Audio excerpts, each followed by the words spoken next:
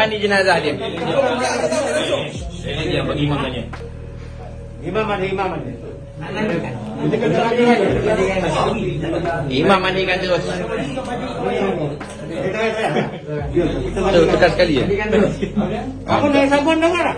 Air. Tak ada sabun. Pakai sabun. Jap. Sabunnya ni. Ni ada. Nak kalau pada wali kelas ni. Allahu Akbar. Aku sama no. Ni ada. Kapur baru. Nak kalau pada wali kelas ni.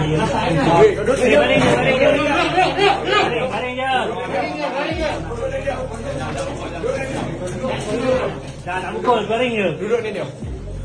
Baring tabung betul kau ah. Duduk ni dia. Pukul. Buka muka. Tu, ambil air kapur baru tu. Bagi dia bau kapur baru tu.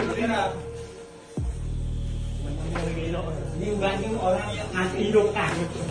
Dia kau insaf. Kenapa?